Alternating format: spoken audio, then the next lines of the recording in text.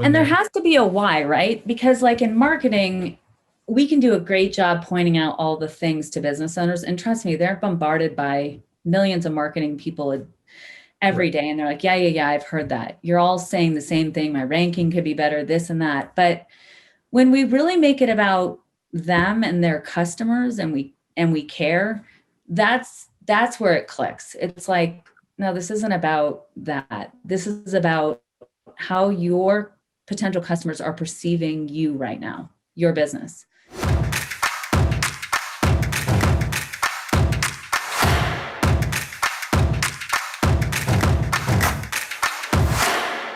This is the Home Service Success Podcast, your resource for growing your residential contracting business through mindset development, sales, and marketing strategy. Davis here, joined by my co-host, Steven, and today we have an awesome guest for you. All right, let's rock and roll. So today's guest, I've been friends with this person for quite a long time. She started in the marketing and advertising world, went into the big Yellow Pages type company for quite some time, learned how all of this stuff works, and then also saw a huge need where a lot of people were being underserved by that type of an agency. So she went out on her own, started an agency, grew that agency, merged with another agency in New York, grew it to over almost 100 people, and then ended up exiting out of that business, I guess a few years ago at this point. And her agency was solely focused on the trades. And it's just something that she's been super passionate about for a long time, helping people in the trades, helping business owners in the trades. So her and I have gotten along for all of those different types of commonalities. Well, since she sold that company, she started something called Desk Free Nation, which we will talk about. It's a nonprofit, which really is all about getting more people into the trades, more of these young generation people into the trades, because as everybody knows, what's the biggest issue in the home service industry right now? It's finding qualified people. And that's one of the big issues that they are out to solve with that. On top of that, she does very high level marketing consulting, kind of think about it as like a fractional CMO level position. And she works with businesses doing anywhere from about 5 to 10 million. That's that sweet spot. But she works with a couple of our clients and does an absolutely amazing job. And on top of that, she is an expert when it comes to Service Titan Marketing Pro, dialing in these email templates and finding, even $100,000 extra just sitting in your CRM system that you don't really have to do anything else for it. Just get it dialed in a little bit. So without further ado, I would like to welcome my good friend, Megan Bedford, to the show today. Thank you. What an intro. Awesome. I appreciate that. And I just realized I completely put an R in the middle of your name when I said it. I said Bedford. I thought I heard that. I was like, did his audio cut out? Or I noticed it. I was like, oh, that was weird. So anyway, yeah. Megan Bedford. Sometimes you do. Yeah, sometimes you do that. We're best friends, right? So anyway, Megan, thanks so much for hanging out with us today. We appreciate it. I'm excited to be here. Yeah, awesome. Okay, we have a lot of really cool places that we can go with this today. Davis, I know Davis is sitting there going like, no, Megan, tell us some of your backstory. Megan, is there anything that I missed in that intro, like about you that you want to share, that you're passionate about, maybe even share a little bit more about Desk Free Nation and that stuff right now? Yeah, sure. I think for me, like entrepreneurship is in my blood. Both my parents were entrepreneurs, and I kind of went the corporate career first, which I was excited about because I learned so much about everything. And in Yellow Pages, the really cool thing is you're not just an expert in like plumbing or electrical. You have to know everything about every business. So I learned a ton about small businesses, and my passion has always been helping small businesses understand marketing, because it was a confusing space then, but now, trying to figure out where to spend your dollars and what's actually giving you a return on your investment, to me, is probably the most challenging thing these small business owners face, right? Before you could do like newspaper and Yellow Pages and that was it, maybe some radio. And now the choices are endless. So what I'm passionate about is empowering them to understand how their dollars are working and putting their money where their investment is going to grow the most, where the leads are going to be generated the most, and being able to track that. So that's what I love. And the reason I started Just Free Nation was because, every time I'd call on plumbing, electrical, and HVAC contractors, they said, well, I could do more marketing, except we don't have enough techs. And I thought, who's going to solve this problem? Young people are not inspired to go into the trades. There's a stigma. There's all these, they're being told they need to go to college, when a lot of kids, college isn't for them. So here's this amazing industry where you can make a ton of money, and yet we're not educating young people on that space at all. So that's what we're hoping to do, is kind of break down the stigma and inspire young kids to enter the trades. So Megan, how does Just Free Nation actually go about, putting educational content out there, or growing, the interest in the trades? Yeah. So at first I was like, we're going to take on North America, and then I realized huge problem, not realistic. So we are building our systems in right now in Colorado solely. So one of the things we're really focused on is this Ride and Decide program, partnering up with different plumbing, HVAC, and electrical companies in Colorado, and allowing kids to go try on that job. So that's one of the things that we're super passionate about. So we have a lot of interest in that, and then building resources. So right now we're building out our website to show job openings, like downloadable PDFs for school counselors, and ads that target parents and kids, talking about how great the trades are. There's some local companies in Colorado that are they're so on board, and they're super influential in the space. And I think we're going to make some big waves here with promoting the trades. I'm excited about it. That's cool. I didn't realize you guys were starting at such an early age. Like, it sounds like elementary, middle schoolers. Yeah, I think the younger you start to influence some of these kids and parents, the better, just to say that, hey, we're here, this industry's here. Yep. And it can be an option for your kid in the future. What it kind of reminds me of? Like, when I was a kid and I'd go to the fire station, and they'd like show me around the truck, or maybe they'd let me ride in the truck and like show me all the little things that they do. Like, kind of sounds like that's what you're doing from a trade standpoint. Yeah, because I think what's happened in high schools and middle schools is, like, when I went to middle school, we had a shop, we had a metal shop, a wood shop, and we were exposed to, more art and music, all kinds of things. And now what's happened is all of these programs have been taken out of the schools. So kids don't have that natural exposure that they used to have to tinker or try on something. So how would a parent or a child ever know, like, hey, my kid's mechanically inclined, they might be really good in this industry, because they don't get the exposure anymore. It's so true. That's awesome. I love that I love that you're looking for a way to solve this problem, because what we see all the time is, especially in the industry now, everybody knows this is a major issue, but there's very few people actually doing anything about it, right? Yeah. Everybody wants to bitch and moan about not being able to find good technicians and not having enough people, but very few people as of yet are willing to invest in a better future for the industry. Unfortunately, a lot of them just want to reap the benefit now. Like, they're just worried about their business now, which that's something that needs to be shifted in this industry alone. We've got to be thinking about the long term. What's happening now is, you can see it with all the big guys. They're just taking techs from each company and, maybe a $5,000 bonus here or whatever to entice them to come to your business. Well, you hit the nail on the head, Stephen. That's not solving the problem. The problem is, we need to get new blood, or there's a lot of people that lost their jobs this year. A lot of people that were in the restaurant industry or, other industries that, could be a great fit in the trades. You don't know until you've tried this. They just don't even know that these jobs are available. And schools certainly aren't talking about them, because they don't know where to send kids. That's the school counselors have been so receptive. They're like, thank goodness we don't know where to send kids if they're interested, or they're not going to college, or not interested in college. So it's pretty cool.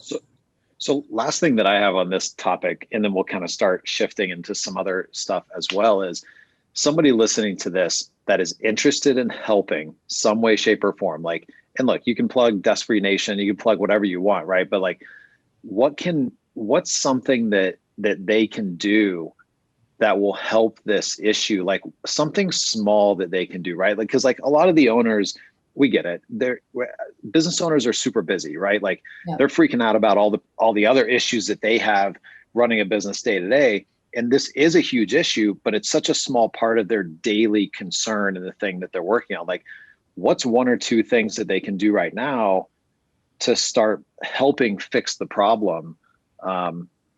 Besides just saying, oh my gosh, how do I get text from my business so that we can stay in business and we can keep busy and stuff like that?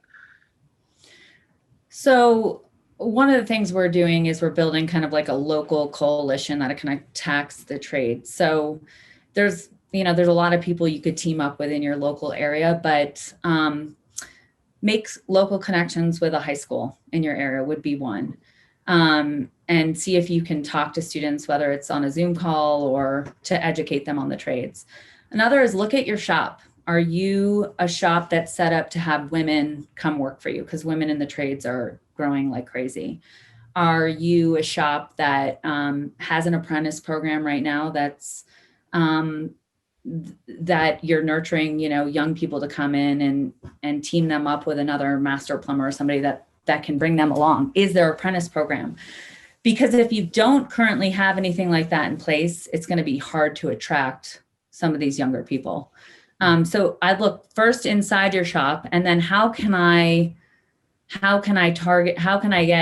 attract more women that are interested in the trades and young people that are interested in the trades into my business? Well, one is just making some local connections, even with a local high school, saying, hey, look, I am willing to talk to any student that is really interested in not going to school and they're mechanically inclined and they love to problem solve, to come check out the trades. I'll talk to them, I'll answer questions.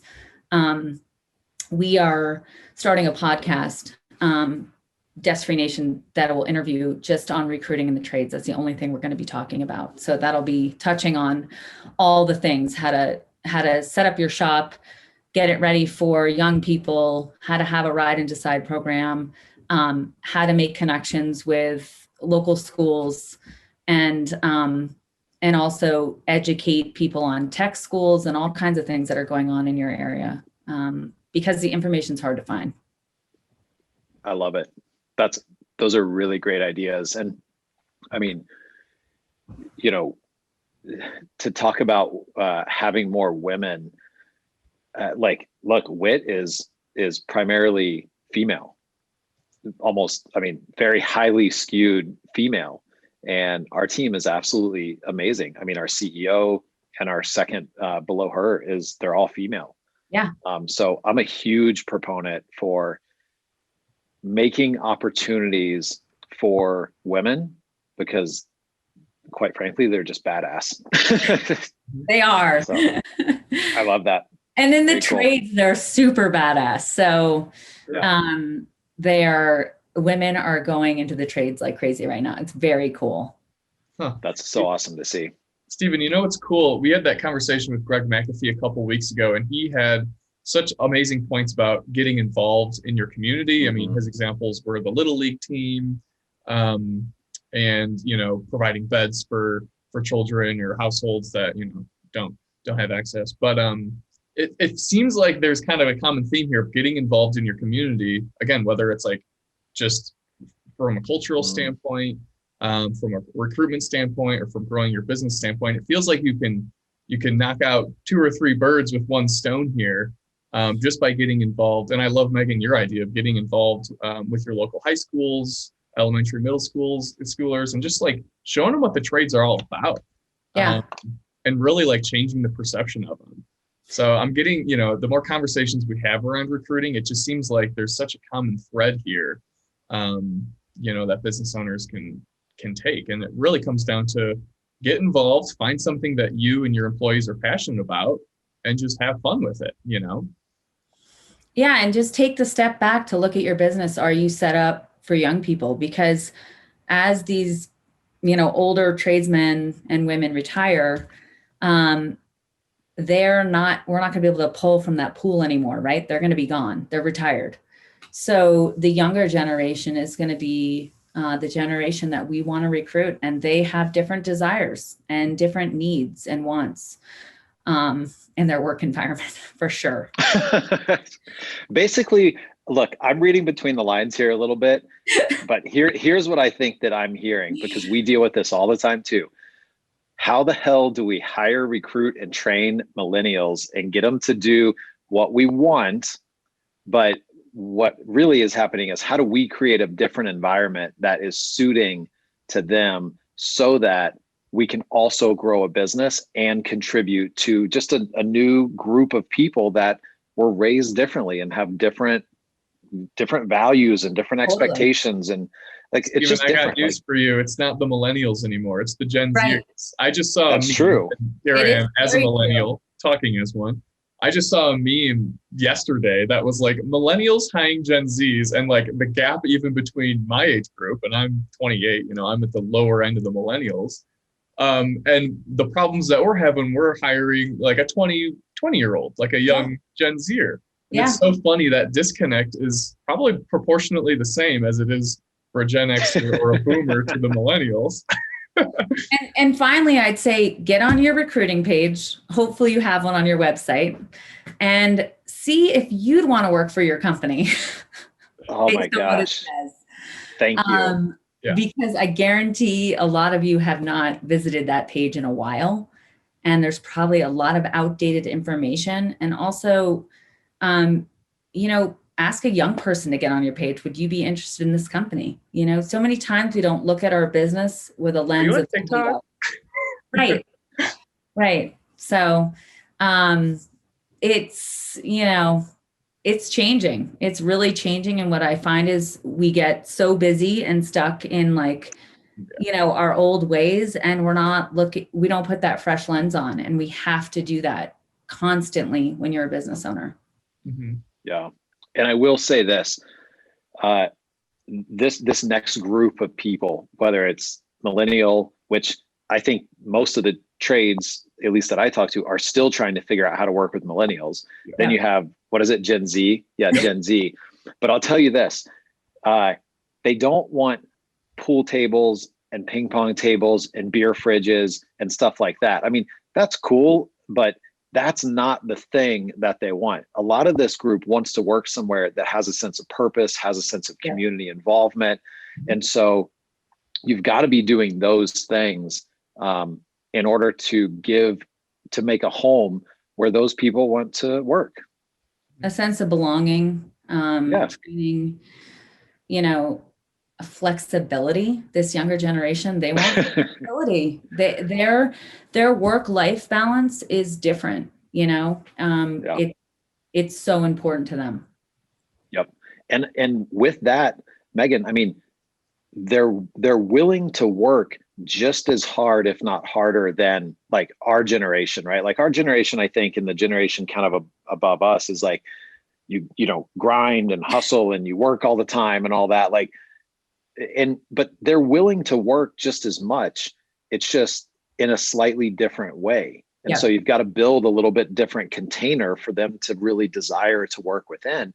And is it annoying that you have to change some of the way that your business works? Of course it is. It's just like when marketing changes. Nobody liked when Yellow Pages went away and Google ads and pay-per-click came out. Like, it sucked. And then now we have local service ads, and now we have 50 billion other places where you can spend your marketing dollars, but you had to change with the times. And so it's the same thing here. Like, just be open. Like, there is a way to work with the people out there right now and make a great place for them. And there's plenty of people willing to work hard. You've just got to be a little bit more flexible. I mean, hell, it took me years to figure some of this stuff out, and I'm still figuring it out. Mm-hmm. Yeah, we're the last generation, Stephen, that did what we were told. Yeah, exactly. Without asking, we didn't question anything. Yeah, because the answer from our parents was always like, do this. Why? Because I said so. And eventually we're like, okay, I guess because you said so, right. I'll go do it. That didn't happen with the next generation. It's true. So, all right. Well, That was awesome. Yeah, I think Stephen, I want to pick that's Megan's brain on her marketing expertise just for a couple minutes here. Yeah. I know. So let's do this. Let's shift gears and let's talk marketing for just a couple minutes. Because Megan, you're so great at, when I think about you, I think about the capacity to go into somebody's existing systems in their existing world, and depending on the size of the company, easily find like an extra 100,000 in revenue in any Yeah. given month based on what's in there. So let's talk about some of that stuff. Like if you came into a new business, or like when you go into these people that you work with, their business, like what's, I don't know, top 2 or 3, top 5, like just some things that people can go and look for right now and find this extra money sitting in their system, and you can go wherever you want with it. And Service Titan, Right. Marketing Pro, email, Sure. I don't care. Well, it's interesting when you just have a marketing hat on, which I did for many years, and you get a budget from a business owner and you say, how would you best spend this? These are the types of leads I'd like to generate. And you do that. But rarely did I get under the hood, of an actual business and find out like what's really going on behind the scenes. And I think first, you have to look first at, okay, first of all, do you have a system where you're tracking things, where you understand how things are coming in? I love Service Titan as far as the CRM, but there's many CRMs that people utilize. So first is, do you have tracking lines set up for everything? And do you understand the data? That's kind of our starting point. And sometimes the first step is organizing that data properly, so we can make sense of it. Because you guys know the worst thing is when a customer says, "Oh, this isn't working. None of this is working. I'm not generating any income." Well, how do you know? We have to be able to first track everything, and then I can get a clear picture of what's working and what's not. And then what I say is, okay, well, if everything's set up properly, how is the back end team functioning? Like, what's your booking rate? And many times what I find is you are spending hundreds of thousands of dollars on marketing, yet your booking rate's 50%. So if we could just work on that back end system first, increase that booking rate, that's less dollars that you need to put into marketing, because you're going to flip that. Your cost per lead's going to go down. You're going to get more booked jobs. Revenue's going to go up, right? So you kind of have to be able to understand the full picture, right? And once I've understood that, then it's really easy to go in and say, you know what? You've been doing this newspaper for 5 years and you've generated 3 leads. And I know this is something that you do for branding, but there's lots of other ways to do branding digital that will cost you a lot less money than this, and I think generate a larger impact. Paid search is another, going into their paid search and really looking at the hours they're running the ads. Well, if they don't have an emergency dispatch that's turning those leads at night into booked jobs, is that really worth it? Is that money well spent? So I don't know if I'm really answering your question directly, but this is what I would say is, first step, do you understand the leads you're generating, and do you understand where they're coming from, and do you have a tracking system? Second is, how is your back end system? How is your booking rate during the day? How is it at night? Are you guys turning these leads into booked jobs, or are you not? How are you, and then there's insurance policy advertising, right? So pay-per-click, LSAs, all of those are when people have a need, those are your insurance policy. But then there's all the other things, branding you can do. And is that balance right now? What I find is a lot of businesses are putting a ton of money into branding, but then when it goes to, you go to Google and you start to search for someone, you can't find them anywhere. They're nowhere to be found. It's how are you expecting to get any leads here? So there's a lot of different systems that go into it. And it's really understanding is, you have to have an understanding, a tracking system in place. That's the top thing. So yeah, I hate when I hear that. Sorry, Davis. I hate when we hear this isn't working, right? And then because we listen to all of our clients' phone calls. So we Right. kind of have an idea of booking percentages. And, our goal is always to be a partner, right? And so Right. we want to work with companies where we can go to them and say, hey, it seems like your booking percentage is relatively low based on all of these phone calls we have. You might want to take a listen to them. And we want a partner that can come back to us and say, you know what? Yeah, you seem right. Like, this is probably something we could work on, as opposed to like in the past when we were dialing in our ideal client, we would have people that got really defensive, like, oh no, it's booking percentage is great. Like, you've got to be willing to look at this stuff, and hopefully with a partner that you feel comfortable receiving that information from, because we're not trying to push the problem off on them. We're trying to truly create a partnership to where we're all working towards the same goal. Because look, when we mess up and we don't have a good month, we'll own it. We'll own it 100%. Like, hey, here's what we're doing to fix it. But I think that it's funny, you hear all of these people on podcasts and some of the association groups and stuff, best practices groups, they always talk about this. Like, okay, well, great. Your marketing is off, or your revenue is off. What's your booking rate? And people are like, yeah, my booking rate. Solve my problem. And they don't want to, sometimes they don't want to look at that type of thing because it sucks. It's painful, right? Like, how many clients do you know or have that? Like, it's not a quick fix, right? You have to get really. No, it sucks. Like, yeah, it takes work and effort. That almost goes back to this whole like creating culture and stuff like that. But starting with those basics, like make sure that you're tracking it, and then starting with the basics of booking percentages. And you hit on something huge, like what's happening after hours. I mean, we've watched clients spend so much money, and we're like, hey, your after hours aren't booking. We should turn it off. Well, I want to run emergency service.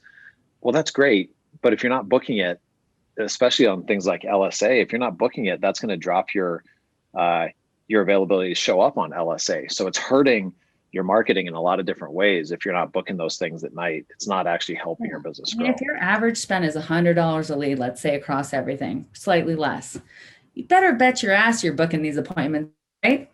Yeah, seriously. And, another exercise I have people walk through, which is really mind blowing for them, is I say, okay, let's pretend you're a customer right now. And let's go to Google, and we're going to look for, let's say you're a plumber. We're going to look for a plumber in Denver. Okay. You're local to Denver.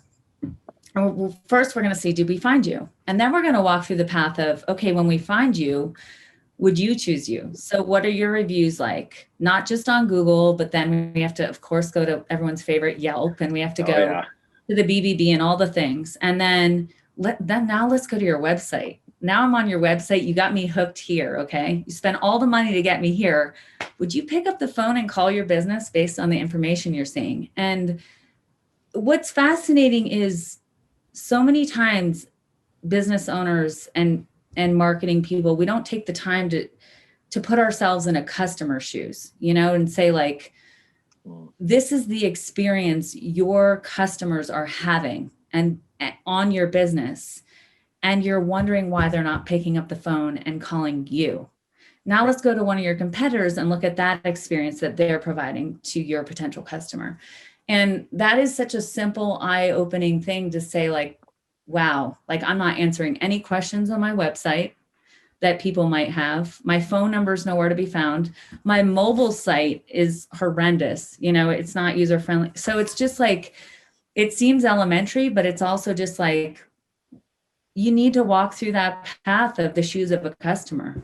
You can do all the right things to get somebody to your local listing or your website, or be top in LSA and have all the money. But if nobody's choosing you, we've got some problems to fix. Love it. Yeah, no, Davis, Steve, did you have some? That's one of the first things that we advise, and we even do when we're like looking over clients. It's like, let's look over like the 40 different things that, whether it's your online listings, your website, your mobile friendly, like all of those things, to get a sense of exactly, Megan, like what does the customer see or your prospects see? And there has to be a why, right? Because like in marketing, we can do a great job pointing out all the things to business owners. And trust me, they're bombarded by millions of marketing people every day. And they're like, yeah, I've heard that. You're all saying the same thing. My ranking could be better, this and that. But when we really make it about them and their customers, and we and we care, that's where it clicks. It's like, no, this isn't about that. This is about how your potential customers are perceiving you right now, your business. And that's what it should be about, not some marketing person just trying to get your business, right? Right. Yeah. Totally agree. Well, so Davis, before we move on from marketing, I have one other thing that I want to ask. Megan, I personally consider you an expert, especially in the back end of Service Titan and leaning over into Service Titan Marketing Pro. Yeah. Give if somebody's on Marketing Pro or thinking about it or whatever, it doesn't even matter if you use a different CRM. What's the top 1 or 2 or 3 things when you come into a new business? What are those automated emails that you're setting up that make a ton of extra money in almost no time? All this really simple stuff.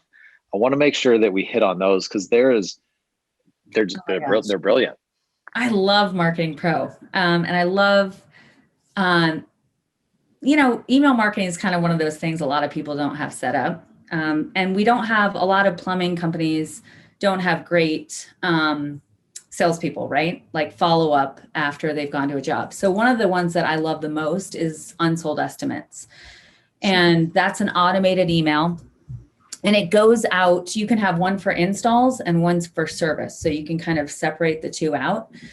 And I love it because it's like having a salesperson work for you, after you've left the job. So the first one is just kind of saying a thank you, like, thanks for choosing us.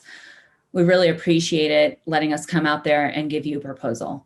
And then we follow up with another one, maybe 6 or 7 days later, depending. And we say, hey, just a reminder, you haven't booked the job yet. You're sitting there on your estimate. Here's all the reasons you should book with us, whatever that email message might be. And then the last one, what I find is a lot of people will offer a discount as that last ditch effort. So maybe 2 weeks later after that last one. So this is the third time they've contacted them. And these are mostly installs, right? Because these are bigger jobs. And they'll say, hey, thanks so much. We really would love you to choose us for your business. Here's 25%, whatever their offer is. And you wouldn't believe the amount of book jobs that come from those. So that's an awesome one. Another great automated one is just thanks for joining our family plan. Just a thank you. It's like a follow-up, you just joined. Or you can set up an automated one to your customer base every 3 months to anyone that's not a member and give them a deal to get a membership and explain all the reasons why they should join your membership. That's a lot of residual income. And that's a salesperson working for you, right? Every 3 months, reminding them of your family plan. I could go hours about email marketing and just the different things that you can reach out to your customers about. But we are down to my average cost per lead for Marketing Pro is under $10. Oh. And about, depending on the client and depending on how many emails, sometimes between 70 and 100 calls extra a month from email marketing. And a lot of those are just automated emails. Huh. So you could just drop the mic right now and we could end this show. And there's already so much good stuff we've talked about. It was worth a listen. Sign up for Marketing Pro if you're with Service Titan. That's my plug. I don't work for them. I don't get paid from them. It's an awesome product. And I think the thing that I'll add there, because I've had some people say, oh, we're on Marketing Pro, it's a ton of money, we're not getting any return from it. I'm like, all right, well, did you set anything up in it? And they're like, well, no, I didn't know how. So sign up for it and then make sure that you set up some of the basics or call somebody like Megan, that's an expert that can help. Yeah, so Service Titan has a ton of templates in there that they've made. We create our own because I think, you can you can make them more customized to your business, but the ones in there work well too. I've used them. And if you're confused about they're also great at showing you how to do it, but I'm happy to help anyone. Everyone should be having some sort of email marketing system, especially if you have no salespeople following up with your customers. It's awesome. Great. Love it. So, okay, Stephen, any other questions on the marketing side? Nope, that's it. I think that was perfect. That was a massive amount of nuggets in a very short amount of time that can easily, like I said, make $100,000 extra in a month. Yeah, no, that's really good and pretty fundamental. Like, yeah. Well, we only have a few minutes left here, but I know that mindset is a big passion for both of you guys. So one question that I like to ask that will kind of lead us, into an interesting avenue here is, Megan, you're entrepreneurial in your own spirit, and you work with a lot of, business owners. What piece of advice would you give a business owner in the trades, dealing with uncertainty, looking at the 2020, coming out of 2020, now we're halfway through 2021, if you can believe it, kind of looking forward, it's a complex landscape, right? And it seems like the timelines that things are operating on just get shorter and shorter and shorter. So I'll let you kind of take this wherever you want, but that's one of those questions that I tend to ask a lot of our guests is, what piece of advice do you have for managing uncertainty? Yeah. So what I find is we're like a really reactionary society, like, oh, a recession hits and we just react. Right. So I try and in my life now have very little reaction. I'm always kind of thinking about, and you can't prepare for everything. There's a lot of unknown that's happened in your life. So one is, on just like a personal side, it's just staying calm, meditating, and just like really getting centered and grounded so that anything that comes my way, I can handle without reacting.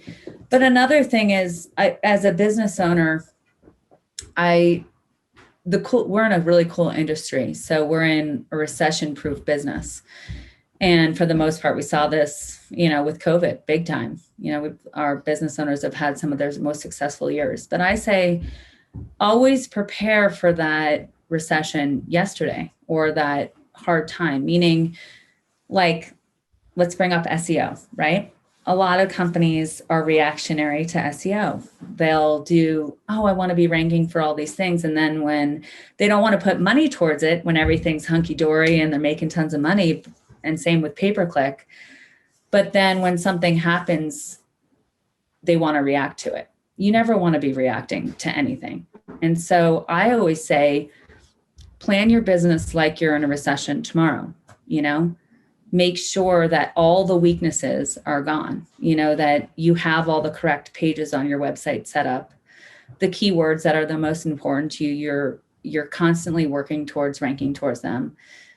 You're running LSA and pay-per-click campaigns.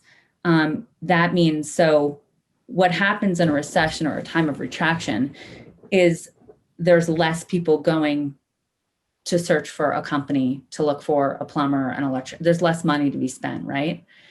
So you have to ensure that you're there when they're going to look, right? Because there's going to be a smaller piece of the pie that's to be chosen from.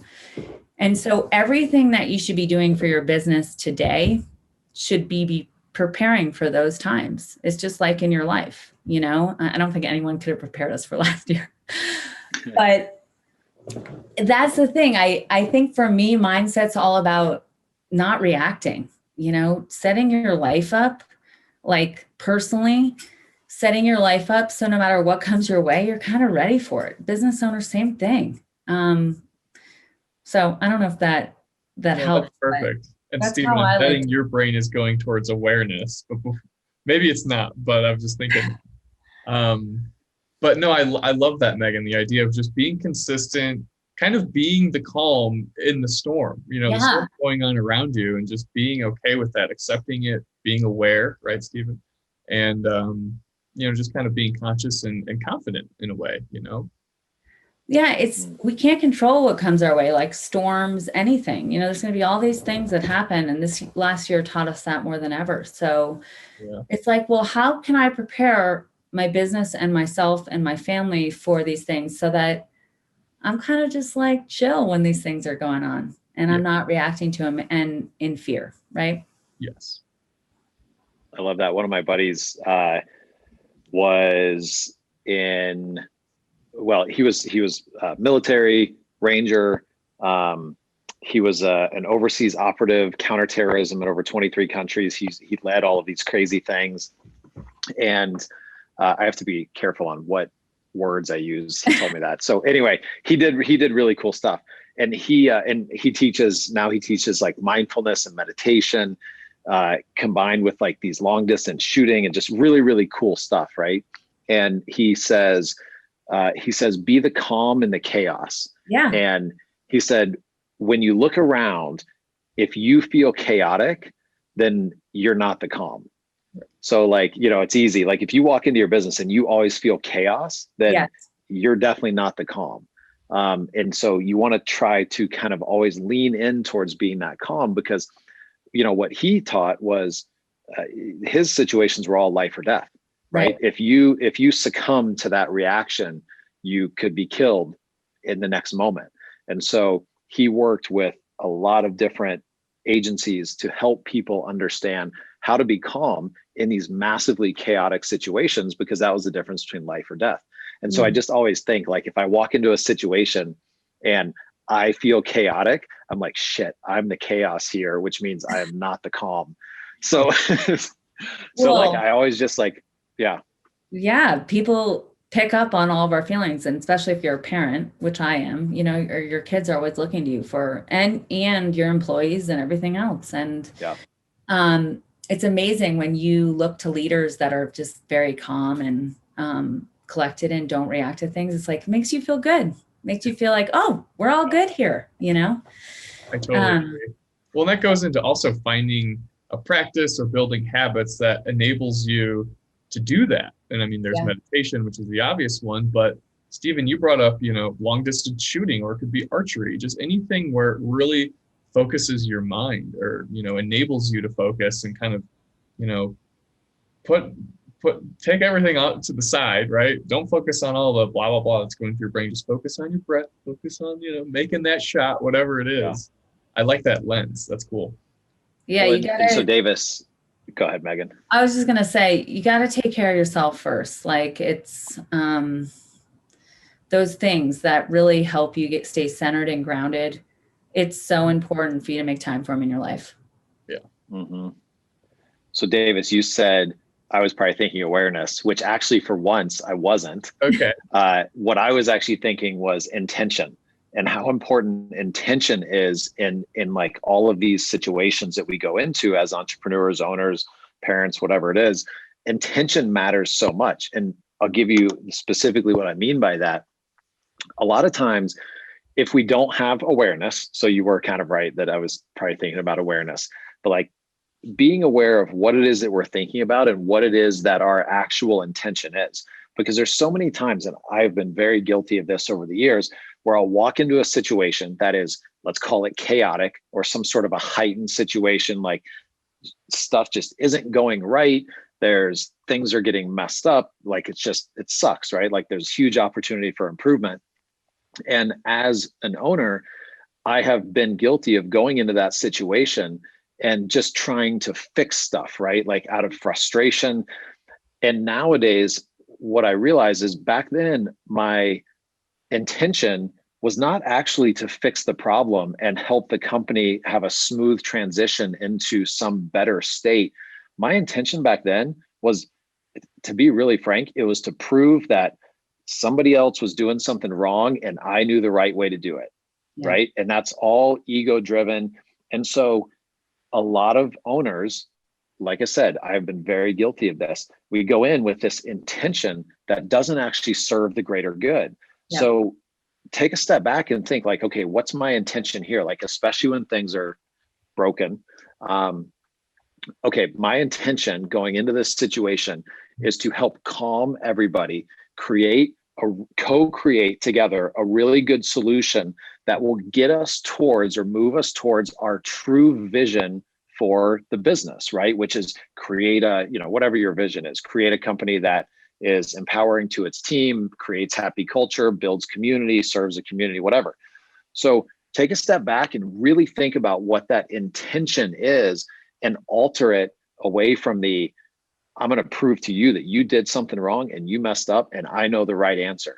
Right. And that's just how we're programmed, like from a young age, Megan, especially like in our age bracket, like that's how we were programmed, right? It was like, You're right, or I'm right, you're wrong. do this because. So take a step back and really think about what is the intention that you're going into, like some of these meetings with people, staff members, whatever it is. Like the intention is to not be right. The intention is to turn this thing and create a cohesive co-collaboration moment that we can all learn from and all build from, and use everybody's greatness to steer this thing in a slightly different direction. And that'll change the whole way you walk into that room. It'll change the conversation. To Megan's point, people pick up on energy. Like it'll shift that room before you even walk into it. Yep.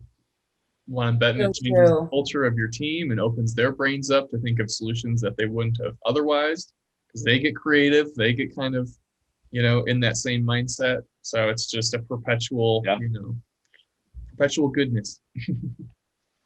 Yeah, just because we're business owners or parents, we don't always know the right thing. And this year has been such a amazing opportunity to just, sometimes my intention is just to be open and be a good listener. And that's it. Like when I walk into a conversation with my children or a business owner, just be open and be a good listener. And it's amazing what happens even with just an intention as simple as that sometimes. I love that.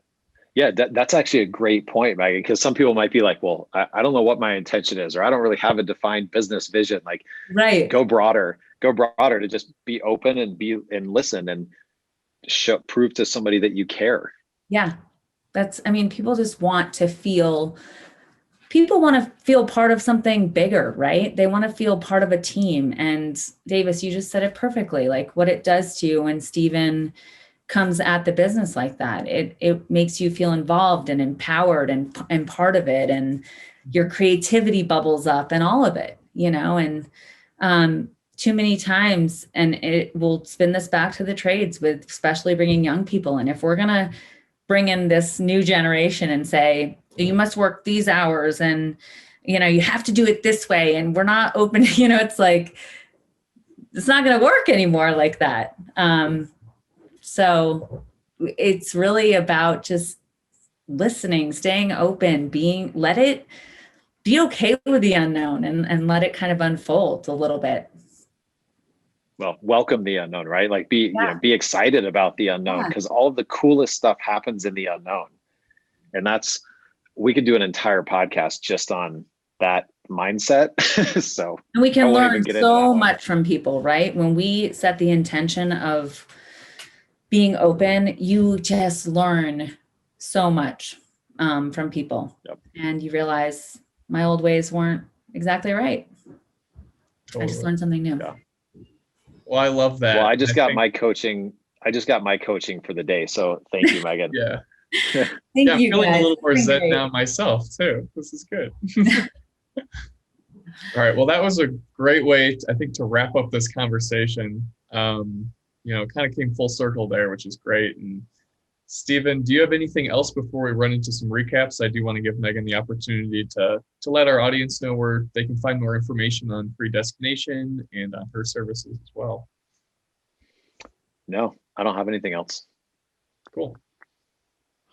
So yeah, Megan, where can people find you? Yeah, so if you want to get involved in Desk Free Nation, it's deskfreenation.org, and all of my contact information is there.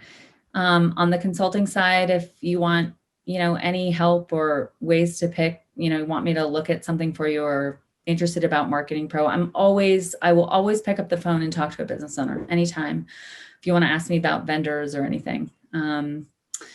So the best way to reach me is mugyverconsulting@gmail.com is my email. I don't have a website for that business because I don't take on a ton of clients. But deskfreenation.org has all my information. Cool. Sweet. Well, thank you guys for having me. I really appreciate it. It's been super fun. Yeah, I was just going to say thank you so much. It's always a pleasure. And yeah, this was amazing. I do have a couple more questions for you, so maybe we're going to have to get you back on at some point. Anytime. Awesome. Okay, Stephen, you got a couple recaps for us? Oh man, do I have recaps? It's a story of my life. I always have recaps. I always watch you taking notes there. I'm like, oh, here we go. Dude, look, I mean, this is like one show. I mean, anyway. So many ideas come up when we talk about this kind of stuff. And this is what makes me smile and happy about business. Like, it's not just about the bottom line. It's not just about getting the business running perfectly. It's this greater kind of purpose behind it. And I love what, Megan's doing with Desk Free Nation, to bring other people into this industry and recreate kind of this whole like purpose, recreate cultures with purpose and stuff, and then help market customers into that. So some of my takeaways are, if you desire to be more involved in your future in the trades, meaning if you desire to put in the effort to make this a better industry for those coming in the next generation and the generation after that, which I think everybody should be doing something, do a couple things locally in your community. Reach out to some guidance counselors, build an apprenticeship program, do the ride-alongs that Megan mentioned. More specifically, make sure that you have something within your business that is welcoming to women in the trades, because like I said, they're badasses. And as Megan pointed out, there's more of them starting to come into the trade. So make sure that, like, when you go look at your website, like she mentioned, and your careers and your hiring page, make sure that it speaks to all people, male and female, old and young. Make sure that it touches on all of those points. That's going to be open to all of those, because there's a lot of opportunity for you to grow your business in these different genders and in these different ages. So make sure that you're doing that.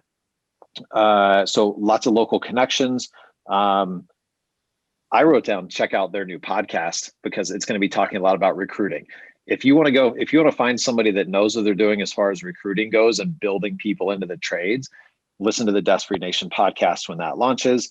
And then put yourself in your customer's shoes. So from a marketing standpoint, go look at your website, start by Googling, plumber Denver, right? And start to see, how do you show up on that page? How do you show up on in your paid ads, your Google My Business? Look at your reviews, then go in and start looking at maybe other places like Yelp. We all love Yelp, right?